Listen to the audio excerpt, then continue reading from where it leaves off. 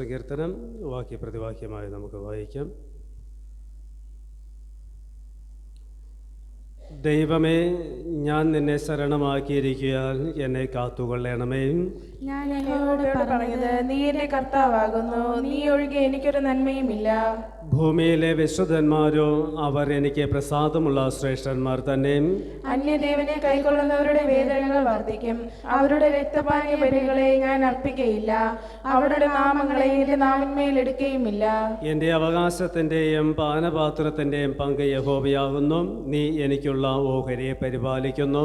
അളവുനൂൽ എനിക്ക് മനോഹര ദേശത്ത് വീണിരിക്കുന്നു, അതെ, എനിക്ക് നല്ലൊരു അവകാശം ലഭിച്ചിരിക്കുന്നു. എനിക്ക് ബുദ്ധി ഉപദേശിച്ചു തന്ന യഹോവയെ ഞാൻ വാഴ്ത്തും. രാത്രി കാലങ്ങളിലും എന്റെ അന്തരംഗം എന്നെ ഉപദേശിക്കുന്നു. ഞാൻ യഹോവയെ എപ്പോഴും എന്റെ മുമ്പിൽ വെച്ചിരിക്കുന്നു, അവൻ എന്റെ വലതുഭാഗത്തുള്ളത് കൊണ്ട് ഞാൻ കുലുങ്ങി പോവുകയില്ല. അതുകൊണ്ട് എന്റെ ഹൃദയം സന്തോഷിച്ചും എന്റെ മനസ്സ് ആനന്ദിക്കുന്നു. എന്റെ ജഡവും നിർഭയമായി വസിക്കും. നീ എന്റെ പ്രാണനെ പാതാളത്തിൽ വിടുകയില്ല, നിന്റെ പരിശുദ്ധനെ ദ്രവത്താൽ കാണാൻ സമ്മതിക്കുകയുമില്ല. ജീവന്റെ വഴി നീ എനിക്ക് കാണിച്ചു തരും. നിന്റെ സന്നിധിയിൽ എന്നും സന്തോഷ പരിപൂർണതയും നിന്റെ വലതുഭാഗത്ത് എന്നും പ്രമോദങ്ങളും ഉണ്ട്. പിതാവിനും പുത്രനും പരിശുദ്ധാത്മാവിനും മഹത്വമുണ്ടാകട്ടെ. നമുക്ക് പ്രാർത്ഥിക്കാം.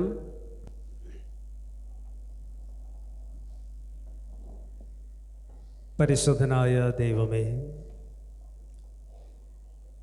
കാൽവരിയിൽ ഉയർത്തപ്പെട്ട ക്രിസ്തുവിൻ്റെ പുനരുദ്ധാന മഹോത്സവത്തിൽ ഒരിക്കൽ കൂടെ ഭാഗമാകുവാൻ അനുഗ്രഹീതമായ ഈ ദിവസം ഞങ്ങൾക്ക് നൽകിയ കർത്താവേ, പ്രാർത്ഥനയിലും നോമ്പ് ആചരണത്തിലും ഉപവാസത്തിലും വചനവുമായുള്ള ബന്ധത്തിലും ഞങ്ങൾക്ക്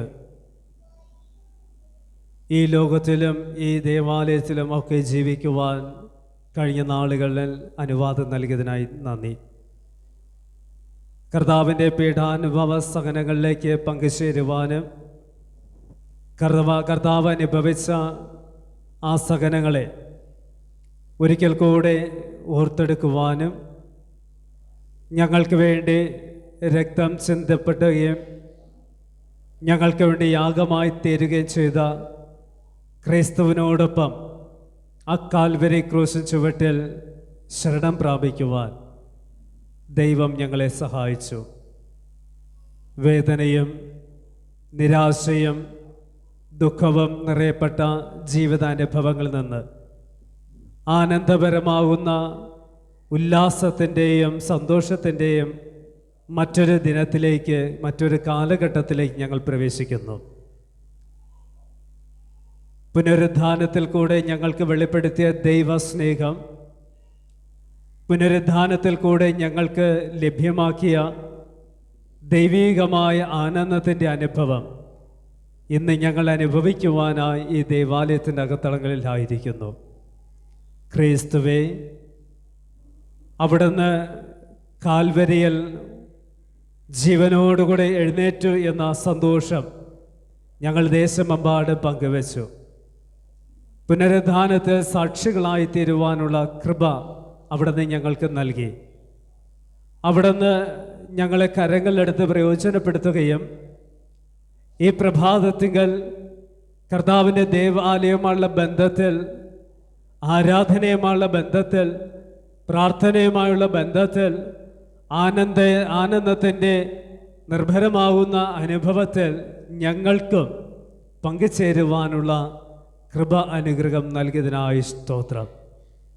കർത്താവേ, നിശബ്ദതയോടുകൂടെ അവിടുത്തെ ക്രൂശിൻ ചുവട്ടിലായിരുന്ന ഞങ്ങൾക്ക്, അവിടുത്തെ ശവക്കല്ലറയിലായിരുന്ന ഞങ്ങൾക്ക്, ആ ശവക്കല്ലറകളെ ഉയർത്ത, ശവക്കല്ലറകളുടെ ബന്ധനങ്ങളെ തകർത്ത, മരണത്തിൻ്റെ വിഷമുള്ള എടുത്തു മാറ്റിയ പിശാചിൻ്റെയും തിന്മയുടെയും അധികാര ശക്തികളെ ഒക്കെ പൂർണ്ണമായി നശിപ്പിച്ച ആ ക്രിസ്തുവിൻ്റെ ഉയർപ്പിൽ സാക്ഷികളാകുവാൻ അനുവാദം നൽകിയതിനായും സ്തോത്രം. പിതാവായ ദൈവമേ, നിന്റെ പ്രിയപുത്രനിൽ കൂടെ അങ്ങ് ഞങ്ങളെ സ്നേഹിക്കുന്നുവല്ലോ. നിന്റെ പ്രിയപുത്രനിൽ കൂടെ ഞങ്ങൾക്ക് വീണ്ടെടുപ്പ് നൽകിയല്ലോ. നിന്റെ പ്രിയപുത്രനിൽ കൂടെ ഉയർപ്പിൻ്റെ ആനന്ദം അനുഭവിക്കുവാനുള്ള ദിവസം നൽകിയല്ലോ.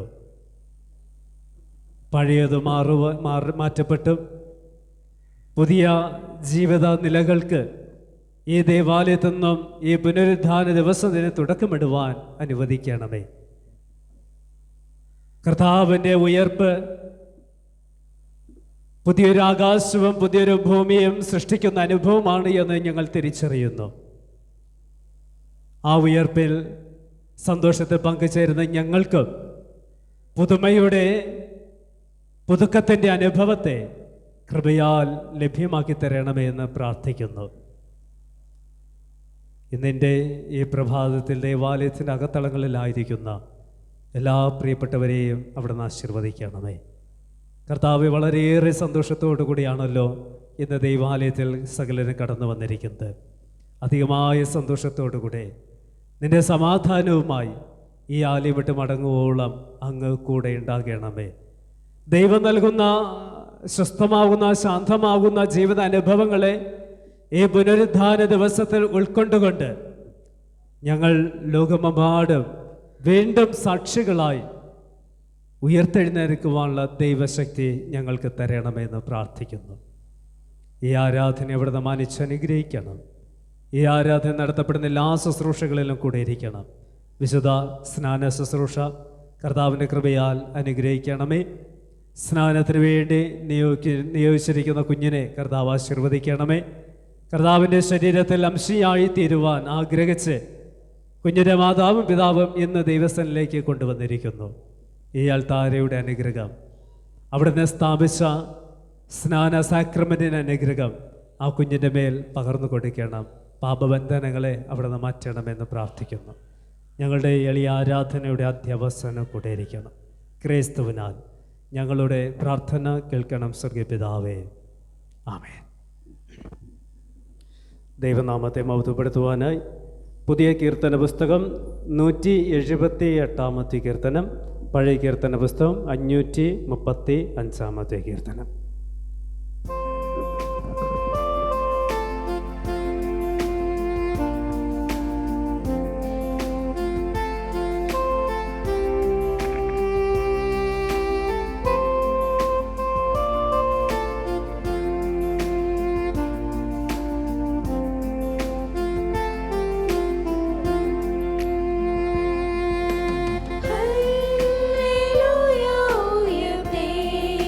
Hallelujah,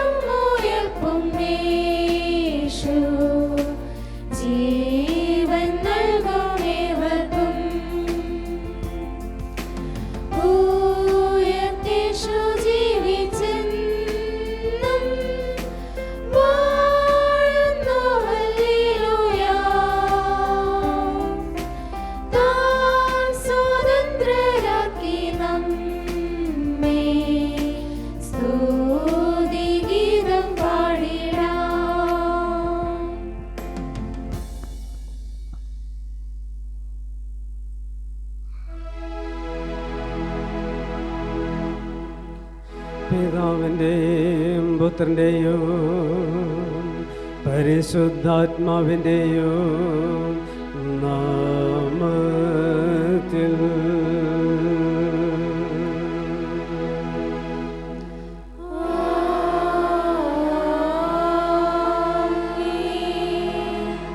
കർത്താവ് പ്രിയമുള്ളവരെ പരമാർത്ഥ ഹൃദയത്തോടടുത്തു വന്നു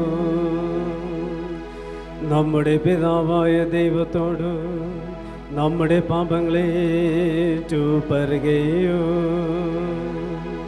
നമ്മുടെ കർത്താവായ യേശുക്രിസ്തുവേ നാമത്തിൽ നമുക്ക് പാപക്ഷമ നൽകണമെന്ന് അപേക്ഷിക്കുകയോ ചെയ്യുക.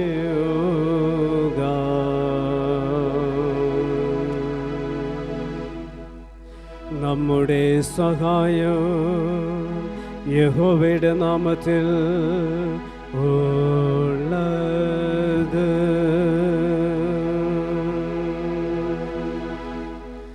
ആകാശത്തെ ഭൂമിയുണ്ടാക്കിയത് അവനല്ലോ. ലംഘനങ്ങളെ യഹോവയുടെ പറയുമെന്ന് ഞാൻ പറഞ്ഞു. അപ്പോൾ നിന്റെ പാപത്തിന്റെ കുറ്റം ക്ഷമിച്ചു തന്നു.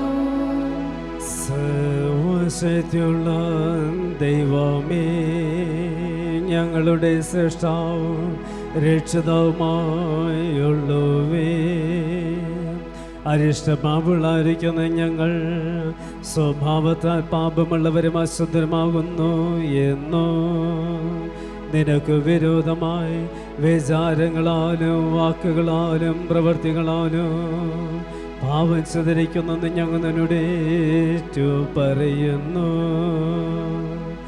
ആകയാ ഞങ്ങൾ അഭയം പ്രാപിപ്പാൻ നിന്റെ അളവറ്റ കരുണയ്ക്കയോടി വരികയോ ഞങ്ങളുടെ കർത്താവായ യേശുക്രിസ്തു നിമിത്തം ഞങ്ങളോട് കൃപയുള്ളവനാകണമെന്ന് വിനയമായി യാചിക്കുകയോ ചെയ്യുന്നു.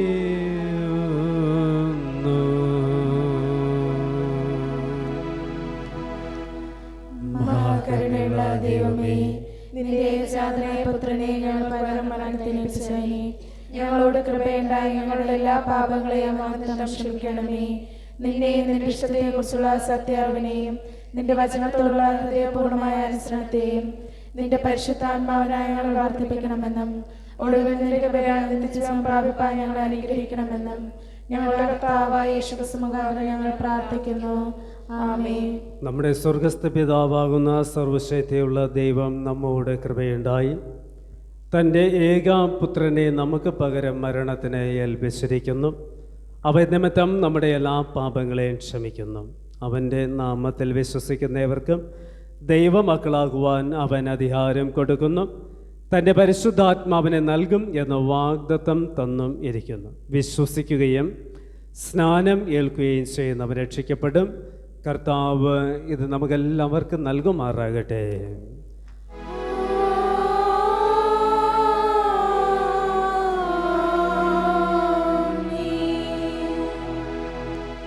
വിശുദ്ധ ഈസ്റ്റർ ദിനത്തേക്കുള്ള ആരംഭവാക്യം.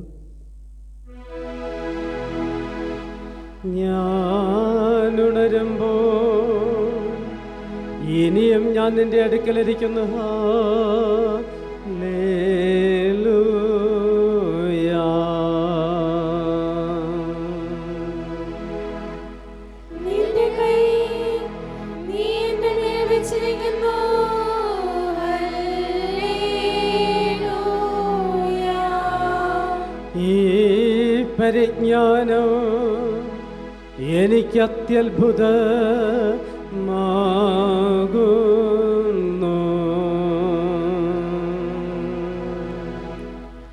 അതെനിക്ക് ഗ്രഹിച്ചുകൂടാതവണ്ണം ഉന്നതമായിരിക്കുന്നു. ഹല്ലേലൂയാ, ഹല്ലേലൂയാ. യഹോവേ, നീ എന്നെ ശോധന ചെയ്തിറങ്ങി നീക്കുന്നു.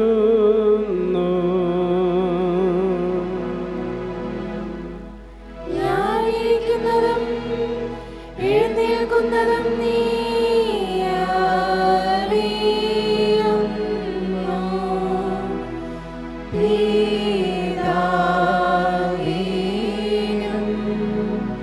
പുത്രനും പരിശുദ്ധാത്മാവിനും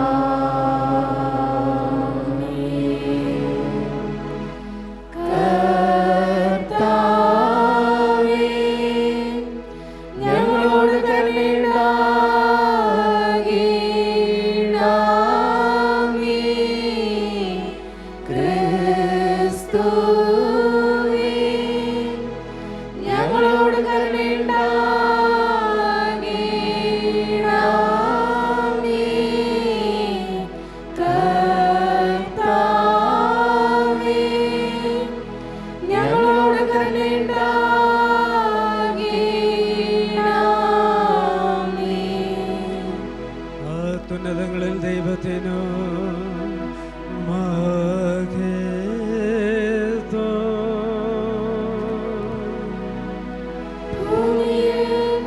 ദൈവപ്രസാദമുള്ള മനുഷ്യർക്ക് സമാധാനം.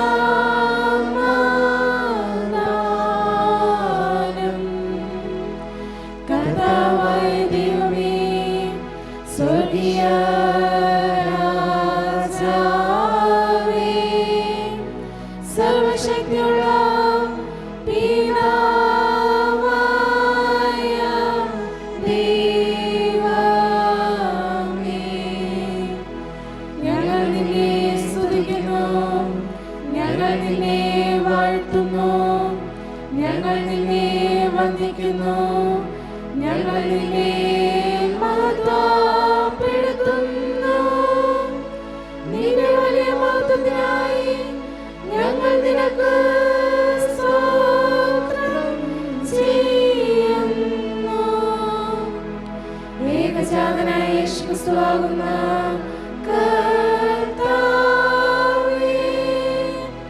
കർത്താവായ ദൈവമേ, പിതാവിന്റെ പുത്രാ,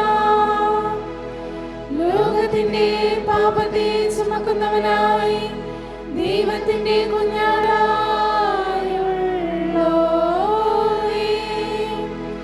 ഞങ്ങളോട് കരുണയുണ്ടാകണമേ. ലോകത്തിന്റെ പാപത്തെ ചുമക്കുന്നവനേ, ഞങ്ങളുടെ പ്രാർത്ഥന കൈക്കൊള്ളണമേ.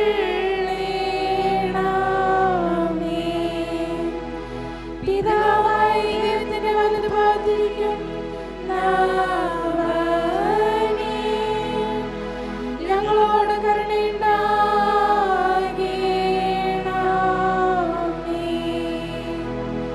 നീ മാത്രമല്ലോ പരിശുദ്ധൻ,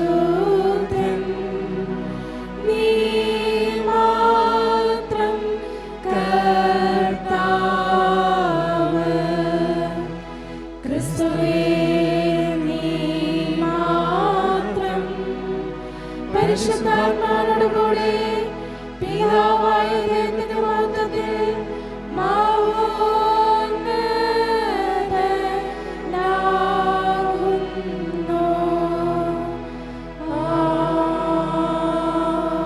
ആമേൻ. കർത്താവ് നിങ്ങളോടുകൂടി ഇരിക്കുമാറാകട്ടെ.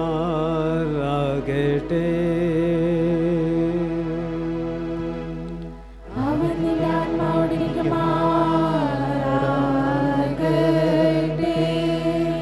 നമുക്ക് പ്രാർത്ഥിക്കാം. അവിടുത്തെ ഏകജാതനായ യേശുക്രിസ്തു മുഖാന്തരം മരണത്തെ ജയിച്ചു നിത്യജീവങ്കിലേക്കുള്ള വാതിൽ ഞങ്ങൾക്ക് തുറന്നു തന്ന സർവശക്തനായ ദൈവമേ, അവിടുത്തെ നല്ല ആഗ്രഹങ്ങളെ ഞങ്ങളുടെ മനസ്സിൽ ഉദിപ്പിക്കും പ്രകാരം ഇടവിടാതെ അവിടുത്തെ സഹായത്താൽ അവയെ നിവർത്തിക്കേണ്ടതിനു ഞങ്ങളെ ശക്തിപ്പെടുത്തേണമെന്നു അങ്ങയോടും പരിശുദ്ധാത്മാവിനോടുകൂടെ ഏകദൈവമായി എന്നേക്കും ജീവിച്ചു വാഴുന്ന കർത്താവായ യേശുക്രിസ്തു മുഖാന്തരം ഞങ്ങൾ പ്രാർത്ഥിക്കുന്നു.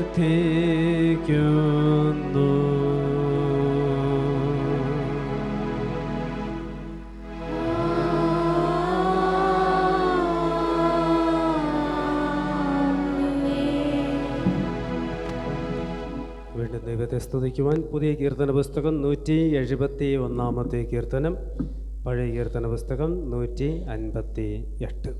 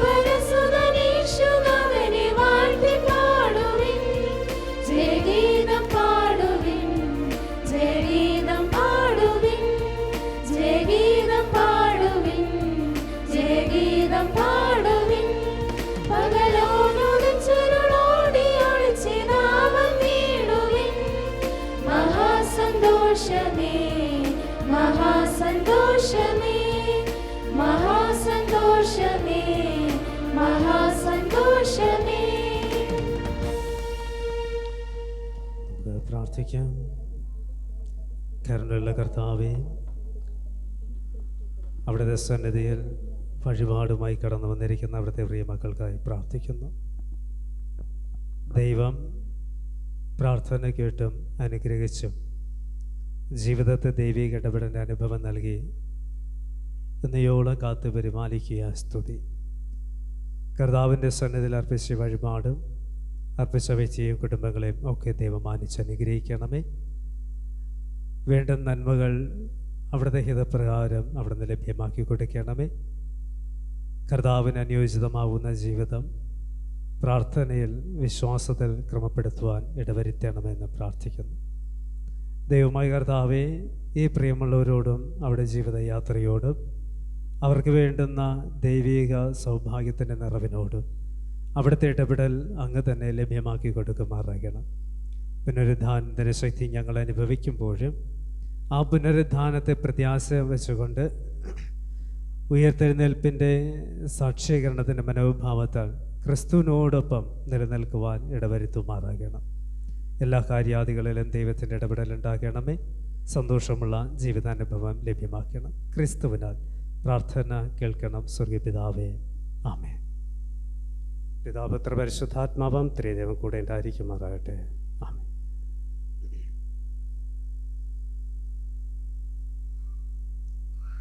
ഇന്നത്തേക്ക് വായിച്ചുകൾക്കുള്ള വിശുദ്ധ തിരുവചന വേദഭാഗം വായിച്ചു കേൾക്കാം.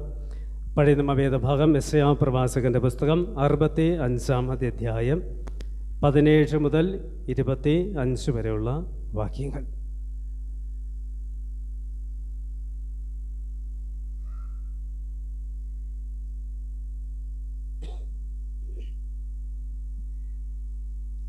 യെശയ്യാവ് 65 അധ്യായം 17 മുതൽ 25 വരെയുള്ള വാക്യങ്ങൾ. ഇതാ, ഞാൻ പുതിയ ആകാശവും പുതിയ ഭൂമിയും സൃഷ്ടിക്കുന്നു. മുൻപിലെത്തവ ആരും ഓർക്കുകയില്ല, ആരുടെയും മനസ്സിൽ വരികയുമില്ല. ഞാൻ സൃഷ്ടിക്കുന്നതിനെക്കുറിച്ച് നിങ്ങൾ സന്തോഷിച്ച് എന്നേക്കും ഘോഷിച്ചുല്ലസിപ്പിൻ. ഇതാ, ഞാൻ യെരുശലേമിനെ ഉല്ലാസപ്രദമായും അതിലെ ജനത്തെ ആനന്ദപ്രദമായും സൃഷ്ടിക്കുന്നു. ഞാൻ യെരുശലേമിനെക്കുറിച്ച് സന്തോഷിക്കുകയും എൻ്റെ ജനത്തെക്കുറിച്ച് ആനന്ദിക്കുകയും ചെയ്യും. കരച്ചിലും നിലവിളിയും ഇനി അതിൽ കേൾക്കയില്ല. കുറേ ദിവസം മാത്രം ജീവിക്കുന്ന കുട്ടിയും ആയുസ്സ് തികയാത്ത വൃദ്ധനും അവിടെ ഇനി ഉണ്ടാകയില്ല.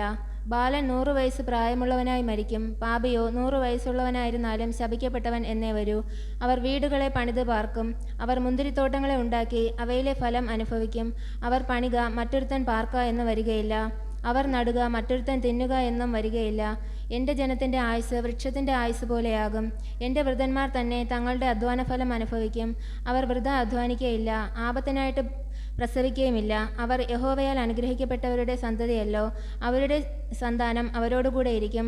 അവർ വിളിക്കുന്നതിന് മുൻപേ ഞാൻ ഉത്തരമരുളും. അവർ സംസാരിച്ചു കൊണ്ടിരിക്കുമ്പോൾ തന്നെ ഞാൻ കേൾക്കും. ചെന്നായും കുഞ്ഞാടും ഒരുമിച്ച് മേയും. സിംഹം കാള എന്ന പോലെ വൈക്കോൽ തിന്നും. സർപ്പത്തിന് പൊടി ആഹാരമായിരിക്കും. എൻ്റെ വിശുദ്ധ പർവ്വതത്തിലെങ്ങും ഒരു ദോഷമോ നാശമോ ആരും ചെയ്യുകയില്ല എന്ന് യഹോവ അരുളി ചെയ്യുന്നു. ആമേൻ. ഇന്നത്തുള്ള ലേഖന വേദഭാഗം കൊരിന്ത്യർക്കെഴുതിയ 1-ാമത്തെ ലേഖനം 15-ാമത്തെ അധ്യായം 19 മുതൽ 26 വരെയുള്ള വാക്യങ്ങൾ.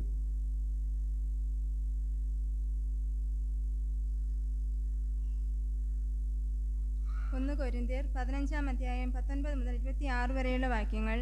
നാം ഈ ആയുസ്സിൽ മാത്രം ക്രിസ്തുവിൽ പ്രത്യാശ വച്ചിരിക്കുന്നുവെങ്കിൽ സകല മനുഷ്യരും അരിഷ്ടന്മാരത്രേ. എന്നാൽ ക്രിസ്തു നിദ്ര കൊണ്ടവരിൽ ആദ്യഫലമായി മരിച്ചവരുടെ നിന്ന് ഉയർത്തിരിക്കുന്നു. മനുഷ്യൻ മൂലം മരണം ഉണ്ടാകിയാൽ മരിച്ചവരുടെ പുനരുത്ഥാനവും മനുഷ്യൻ മൂലം ഉണ്ടായി. ആദാമിൽ എല്ലാവരും മരിക്കുന്നത് പോലെ ക്രിസ്തുവിൽ എല്ലാവരും ജീവിപ്പിക്കപ്പെടും. ഓരോരുത്തരും താന്താൻ്റെ നിരയിലത്രേ. ആദ്യ ഫലം ക്രിസ്തു, പിന്നെ ക്രിസ്തുവിനുള്ളവർ, അവൻ്റെ വരവെങ്കിൽ പിന്നെ അവസാനം. അന്ന് അവൻ എല്ലാ വാഴ്ചയ്ക്കും അധികാരത്തിനും ശക്തിക്കും നീക്കം വരുത്തിയിട്ട് രാജ്യം പിതാവായ ദൈവത്തെ ഏൽപ്പിക്കും. അവൻ സകല ശത്രുക്കളെയും കാൽക്കീഴാക്കുവോളം വാഴേണ്ടതാകുന്നു. ഒടുക്കത്തെ ശത്രുവായിട്ട് മരണം നീങ്ങിപ്പോകും. സകലത്തെയും അവൻ്റെ കാൽക്കീഴാക്കിയിരിക്കുന്നുണ്ടല്ലോ. ഇവിടെ ലേഖനവേദം വായിച്ചു. നമുക്ക് എഴുന്നേറ്റ് ഹല്ലേലൂയ പാടാം.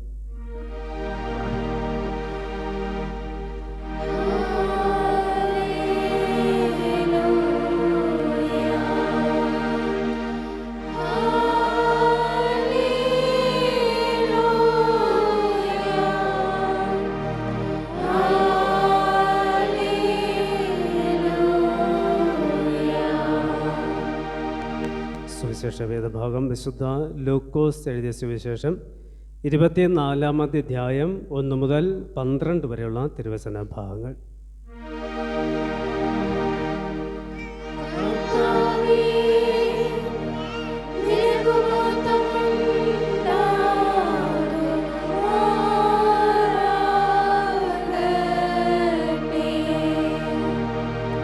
വിശുദ്ധ ലൂക്കോസ് ലൂക്കോസ് 24-ാമത് അധ്യായം 1 മുതൽ.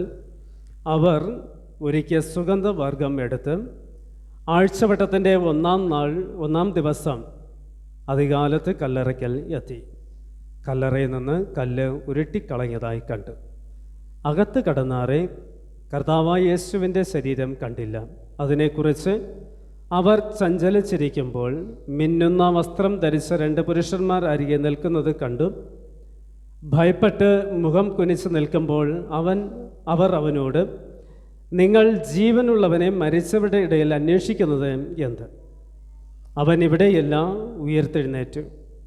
മുൻപേ ഗലീലയിൽ ഇരിക്കുമ്പോൾ തന്നെ അവൻ നിങ്ങളോട്, മനുഷ്യപുത്രനെ പാപികളായ മനുഷ്യരുടെ കയ്യിൽ ഏൽപ്പിച്ച് ക്രൂശിക്കുകയും അവൻ 3-ാം നാൾ ഉയർത്തെഴുന്നേൽക്കുകയും വേണം എന്ന് പറഞ്ഞത് ഓർത്തുകൊള്ളുവനെന്ന് പറയും. അവർ അവൻ്റെ വാക്ക് ഓർത്ത് കല്ലറ വിട്ട് മടങ്ങിപ്പോയി. 11 പേർ മുതലായി എല്ലാവരോടും ഇതൊക്കെയും അറിയിച്ചു. അവർ ആരെന്നാൽ മഗ്ദലക്കാരത്തി മറിയാം, യോഹന്ന, യാക്കോബിൻ്റെ അമ്മ മറിയ എന്നിവർ തന്നെ. അവരോടുകൂടെയുള്ള മറ്റ് സ്ത്രീകളും അത് അപ്പോസ്തലന്മാരോടുകൂടെ പറഞ്ഞു. ഈ വാക്ക് അവർക്ക് വെറും കഥ പോലെ തോന്നി. അവരെ വിശ്വസിച്ചില്ല. എന്നാൽ പത്രോസ് എഴുന്നേറ്റ് കല്ലറയ്ക്കൽ ഓടിച്ചെന്ന് കുനിഞ്ഞു നോക്കി തുണി മാത്രം കണ്ടു സംഭവിച്ചത് എന്തെന്ന് ആശ്ചര്യപ്പെട്ട് മടങ്ങിപ്പോ. ഇവിടെ സുവിശേഷ വേദഭാഗം വായിച്ചു കഴിഞ്ഞു.